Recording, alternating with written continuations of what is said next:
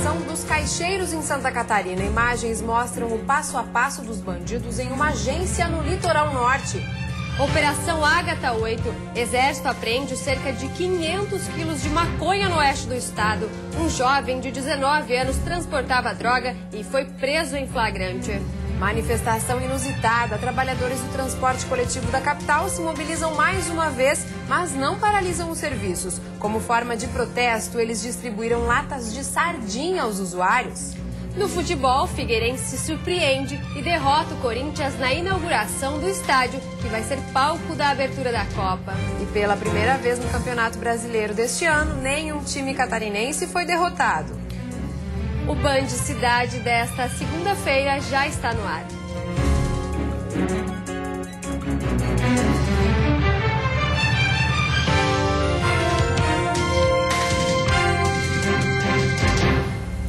Olá, boa noite. Boa noite. Um homem foi preso no meio oeste do estado após agredir policiais militares. Ele resistiu à prisão e foi detido por desacato, mas segue preso porque coleciona uma vasta ficha criminal.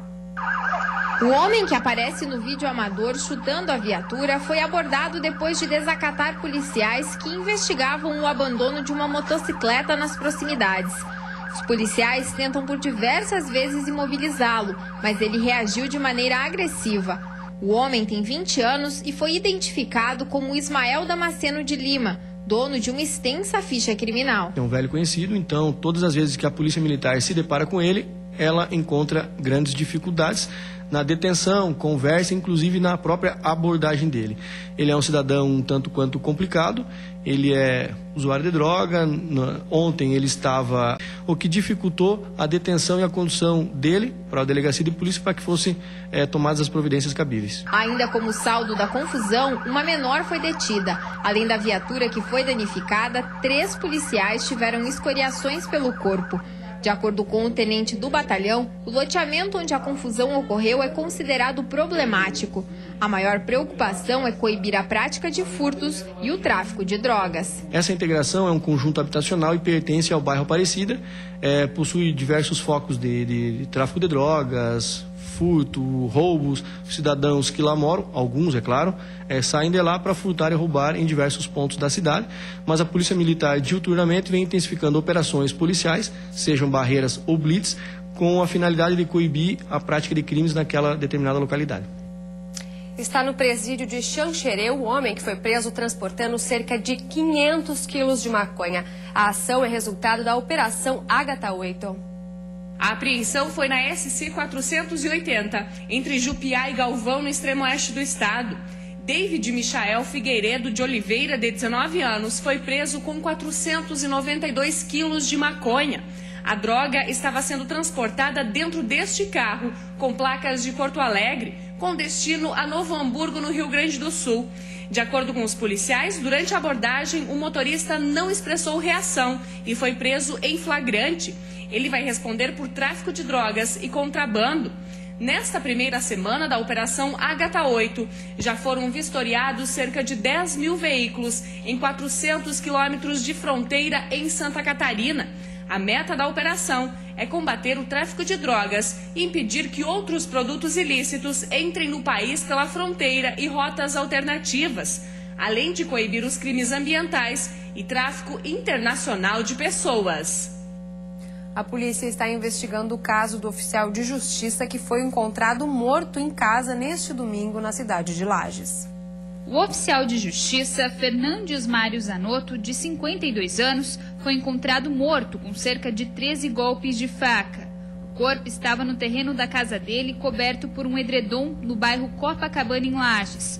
O quarto do oficial estava revirado. E, segundo a delegada, uma televisão foi encontrada no carro da vítima, que estava com a porta aberta na garagem. A cena do crime, ela nos traz para uma cena de latrocínio. Mas a gente não descarta nenhuma hipótese. A do próprio homicídio, isso tudo vai ser averiguado no decorrer das investigações. Na rua, o silêncio predomina. Com medo, os vizinhos não quiseram falar sobre o caso. Fernandes morava sozinho. O corpo dele foi localizado por um amigo. A faca suja de sangue, supostamente utilizada no crime, foi encontrada dentro da casa do oficial. A carteira com os documentos do oficial de justiça foi localizada em um terreno baldio próximo à residência no sábado, o que leva a polícia a acreditar que Fernandes já estava há quase 24 horas morto. A gente vai aguardar o laudo para precisar o horário, o tempo da morte e assim seguindo as investigações. Hoje, testemunhas foram ouvidas na delegacia. Por enquanto, a polícia não tem nenhum suspeito. A ação dos caixeiros em Santa Catarina preocupa a polícia. Foram divulgadas as imagens das câmeras de segurança da agência bancária atacada na semana passada em Balneário Pissarras, no litoral norte do estado. Por conta dos estragos causados pelas explosões, o atendimento deve ser retomado no local somente no final do mês. O vídeo mostra o passo a passo da ação criminosa. 2 bandidos invadem a agência, enquanto os outros integrantes da quadrilha permanecem do lado de fora. Eles fazem pequenos buracos nos caixas para depois encaixarem os explosivos. Após distribuírem as bananas de dinamite, os criminosos acendem os artefatos e se escondem. A explosão danifica quase toda a agência. No meio da fumaça, com a ajuda de lanternas, eles recolhem o dinheiro e em seguida fogem. A ação durou cerca de 5 minutos. O banco não divulgou o valor levado pelos caixeiros. O caso foi repassado à Diretoria Estadual de Investigações Criminais, que agora tenta identificar os autores do crime. Por telefone, o delegado Anselmo Cruz disse que apura a possibilidade da quadrilha ter vindo de outro estado. Somente em 2014 foram registradas 18 explosões de caixas eletrônicos e grande parte destas explosões aconteceram na região do Vale do Itajaí. A explicação para a concentração de ataques na região seria a forte movimentação financeira, o que chamaria a atenção dos bandidos. Entretanto, ainda não existe um estudo que comprove o motivo da escolha dos alvos.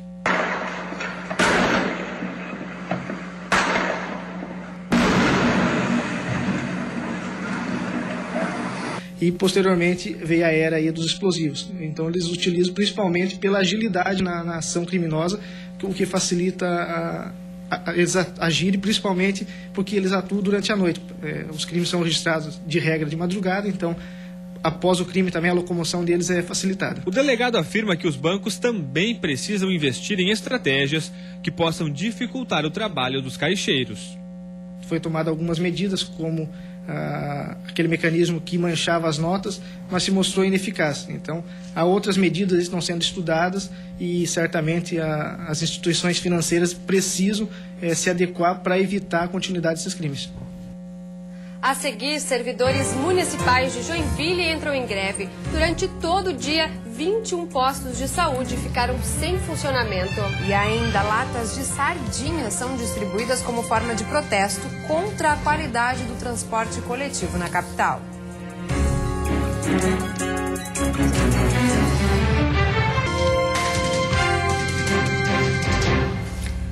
Um protesto diferente no centro da capital, no final da tarde, chamou a atenção para a superlotação dos ônibus. Latas de sardinha foram distribuídas pelo movimento Passe Livre e pelo Sindicato dos Trabalhadores no Transporte Urbano.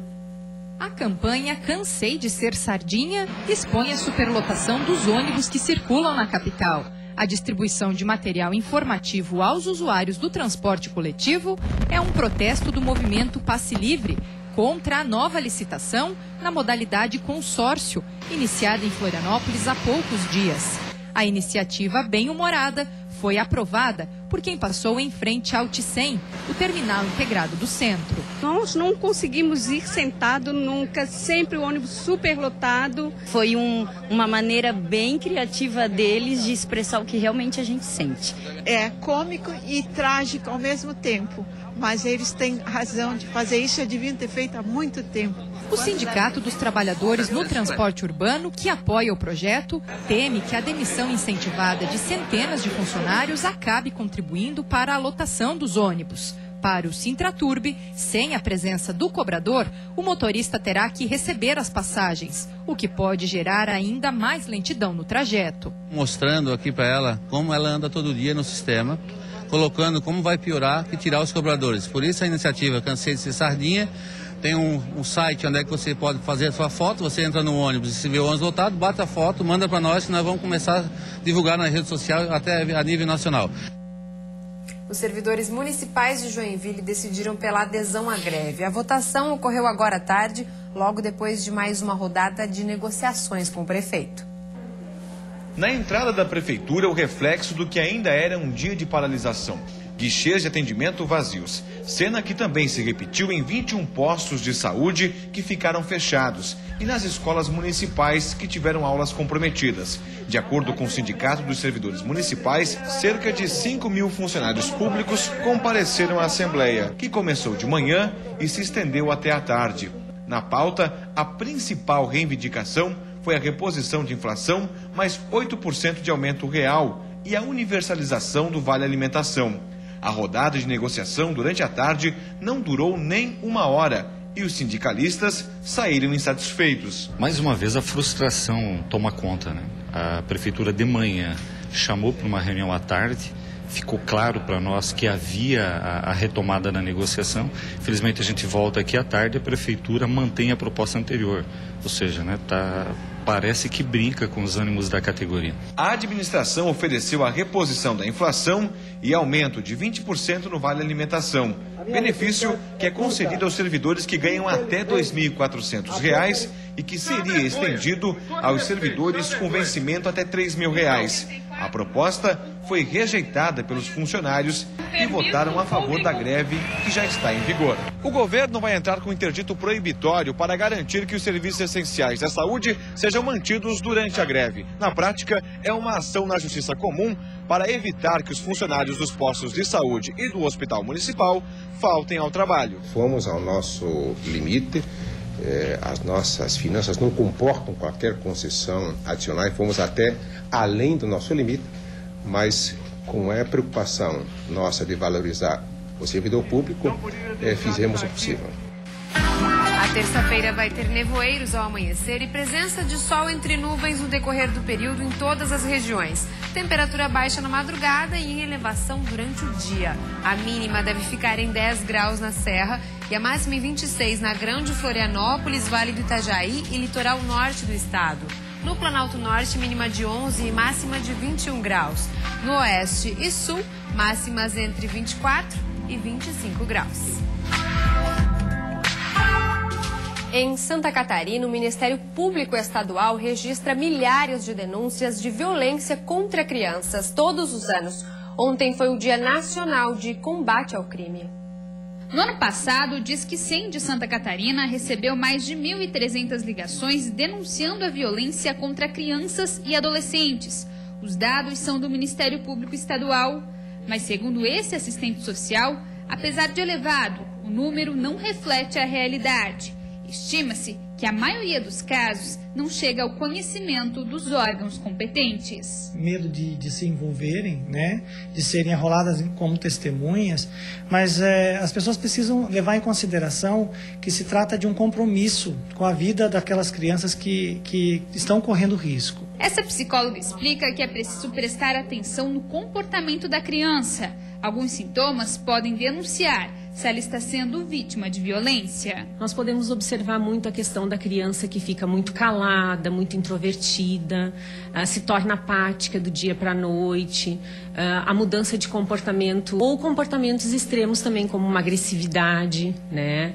Um medo exagerado na presença de um adulto. Na Assembleia Legislativa, um projeto de lei apresentado em abril tenta instituir em todos os órgãos de proteção e defesa dos direitos da criança e adolescente uma prática denominada ouvida sem danos. O texto exige ambientes adequados para ouvir crianças e adolescentes vítimas de maus tratos, violência física ou sexual.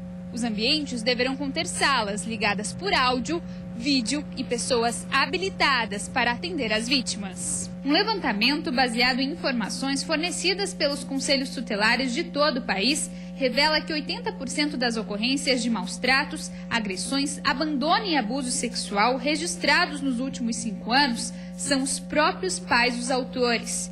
Esse assistente social lembra ainda da importância de denunciar com responsabilidade. Dados levantados na região de Lages mostram que 90% das ligações feitas ao Disque Denúncia são trotes. Você acaba deslocando uma equipe, você tem um custo para ir procurar a denúncia e você... aquele fato, mas você tem a preocupação que poderia estar atendendo uma situação verdadeira. Para denunciar a violência contra crianças e adolescentes, basta ligar para o Disque 100, procurar o Conselho Tutelar ou a Secretaria de Assistência Social na sua cidade. E depois do intervalo tem futebol. Pela primeira vez no Campeonato Brasileiro deste ano, nenhum time catarinense foi derrotado. E o Figueirense surpreendeu e derrotou o Corinthians na inauguração do estádio que vai abrir a Copa do Mundo.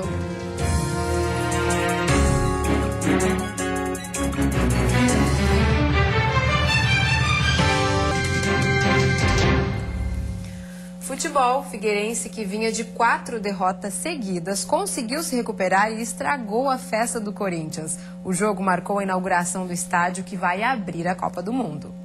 O Figueirense entrou em campo jogando de igual para igual com o Corinthians, sem medo de atacar o adversário, louco para ser feliz. Leandro Silva pela direita cruza na área, mas Ricardo Bueno não alcança. Os paulistas ficam pedindo pênalti nesse lance entre Luan e Paulo Guerreiro. Pressão dos corintianos. Veja por outro ângulo.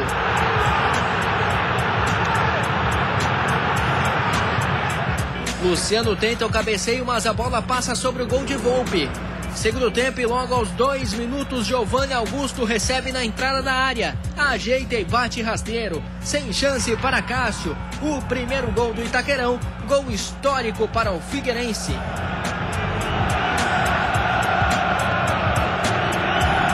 O alvinegro de Florianópolis só não amplia com Everton Santos porque o atacante estava um pouquinho à frente dos zagueiros. Impedimento marcado. Mais Figueira com Everton Santos. Guerreiro cai na área, mais uma vez pede pênalti. Aí o Corinthians pressiona. E Thiago Volpe aparece uma vez, 2, 3 vezes para salvar o Figueira.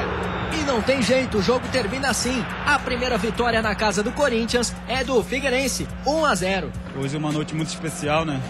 Onde pude com certeza entrar para a história. E fico muito feliz. Deus me exaltou essa noite e estou muito feliz por tudo que aconteceu. A equipe teve um comportamento muito bom dentro daquilo que a gente planejou. Foi uma equipe inteligente, sabendo se posicionar, sabendo ocupar os espaços e, logicamente, sabendo jogar nos erros do Corinthians, né? E nos espaços que aconteceram para a gente jogar. No estádio Heriberto Wilson, Criciúma e Internacional ficaram no 0-0. O Tigre é o 17º colocado com 4 pontos. E a Chapecoense sem vencer no Brasileirão. Em Maringá, diante do Atlético Paranaense, o time conseguiu empatar quase no final do jogo. Veja como foi. Os gols só saíram no segundo tempo e quem abriu o placar foi o Atlético aos 25 minutos. O zagueiro Kleberson, sem marcação, cabeceou com força, sem chance para o goleiro Danilo. Quase no final do jogo, aos 42 minutos, Thiago Luiz empatou o jogo para o Verdão do Oeste. O time, com apenas 2 pontos, caiu para a lanterna da competição. O próximo jogo, quarta-feira, é contra o Criciúma no Heriberto Wilson. E pela Série B, o Joinville empatou sem gols com o Atlético Goianiense no estádio Serra Dourada. Com o resultado, o Jack caiu para a 2ª colocação com 13 pontos. E na ressacada, o Avaí bem que tentou, mas não conseguiu vencer o time Ceará. Além disso, Marquinhos saiu de campo machucado. O Leão da Ilha saiu na frente com Diego Jardel, logo aos 2 minutos do segundo tempo. Ele chutou o cruzado e correu para o abraço. Marquinhos, também no segundo tempo, pediu para ser substituído por causa de um desconforto muscular, nada que preocupe. E aos 36, Magno Alves lançou o Bill, que chutou para empatar o jogo. O Avaí terminou a 5ª rodada dentro do Z4, na 17ª posição, com 4 pontos. Jogamos melhor todo o jogo, então tem que ter tranquilidade, analisar o empate contra uma equipe de qualidade, onde a gente, uma desatenção em todo o segundo tempo, sofremos o gol. A seguir, segue indefinido o início das obras do Morro dos Cavalos, um dos trechos mais movimentados da BR-101. Na capital, aposentados e pensionistas participam de audiência pública para pedir o fim da contribuição previdenciária.